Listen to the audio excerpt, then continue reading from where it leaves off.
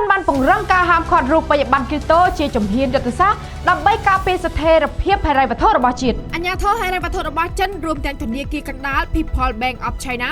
បានពង្រឹងជំហររបស់ខ្លួននៅក្នុងការហាមឃាត់ជាដាច់ខាតនៅសកម្មភាពជួញដូរនិងការជីកយករ៉ែគ្រីប្តូទាំងអស់ការសម្រេចចិត្តនេះមិនមែនគ្រាន់តែជាបទបញ្ញត្តិសាមញ្ញនោះទេប៉ុន្តែគឺជាយុទ្ធសាស្ត្រនយោបាយនិងសេដ្ឋកិច្ចដ៏ស៊ីជម្រៅមួយដែលមានគោលដៅធានាស្ថិរភាពសេដ្ឋកិច្ចនិងអធិបតេយ្យភាពហិរញ្ញវត្ថុជាតិការហាមឃាត់របស់ចិនទៅលើវិស័យគ្រីប្តូត្រូវបានជំរុញដោយការវិយតម្លៃយ៉ាងហ្មត់ចត់ទៅលើហានិភ័យជាច្រើនទី1គឺជាហានិភ័យចំពោះស្ថិរភាពហិរញ្ញវត្ថុរាជរដ្ឋាភិបាលចាត់ទុកគ្រីប្តូជាទ្រព្យសម្បត្តិដែលមានលក្ខណៈរំពឹងខ្ពស់ដែលមានការប្រែប្រួលធ្ងន់ធ្ងរដែលអាចបង្កឲ្យមានពពុះតម្លៃការបាក់ស្រុតនៃពពុះបែបនេះអាចបង្កឲ្យមានការបាត់បង់ទ្រព្យសម្បត្តិសាធារណៈយ៉ាងច្រើននិងបង្កើនហានិភ័យជាប្រព័ន្ធដល់ធនាគារនិងស្ថាប័នហិរញ្ញវត្ថុនៅក្នុងស្រុកការហាមឃាត់នេះមានគោលបំណងការពារប្រជាពលរដ្ឋសាមញ្ញនិងពីការបាត់បង់ដោយសារតែការបោកប្រាស់និងការជួញដូរដែលមានហានិភ័យខ្ពស់ផងដែរ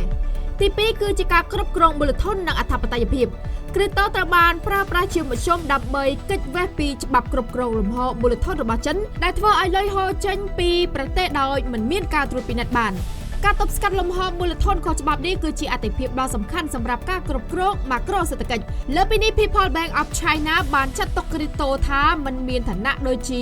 មូលបត្រស្របច្បាប់ប្រសិនបើវាបានអនុញ្ញាតឲ្យប្រើប្រាស់ជាមធ្យមបានទូទាត់ប្រាក់ទូលំទូលាយវានឹងគំរាមកំហែងទៅដល់ឯកសិទ្ធិផ្ដាច់មុខរបស់ប្រាក់យ័ន្តនិងគ្រប់គ្រងរបស់ធនាគារកណ្ដាលលើគោលនយោបាយរូបិយវត្ថុទី3បញ្ជាក់ពីច្បាប់និងសង្គមគ្រីប្តូត្រូវបានគេយល់ឃើញថាជារឿយៗត្រូវបានប្រើប្រាស់សម្រាប់ការលាងលុយខ្វក់ហិរញ្ញប្បទានភេរវកម្មនិងសកម្មភាពខុសច្បាប់ផ្សេងៗទៀតដោយសារតែមានលក្ខណៈអនាមិករបស់វាអាជ្ញាធរត្រូវការយន្តការត្រួតពិនិត្យដ៏រឹងមាំដើម្បីទប់ស្កាត់ឧក្រិដ្ឋកម្មទាំងអស់នេះមួយវិញទៀតបញ្ហាព្រួយបារម្ភផ្នែកធម្មពលក៏ត្រូវបានលើកឡើងដែរព្រោះការជីកយករ៉ែគ្រីប្តូទាមទារធម្មពលអគ្គិសនីច្រើនហួសហេតុដែលប៉ះពាល់ទៅដល់ការបដិញ្ញាចិត្តរបស់ចិននៅក្នុងការសម្រេចបាននូវអព្យាក្រឹតភាពកាបូនចាប់តាំងពីឆ្នាំ2021មកការអនុវត្តច្បាប់មានលក្ខណៈម៉ឺងម៉ាត់ដោយសារតែអាជ្ញាធរចិនបានហាមឃាត់ស្ថាប័នហិរញ្ញវត្ថុមិនឲ្យផ្ដល់សេវាកម្មតាក់ទងនឹងគ្រីប្តូ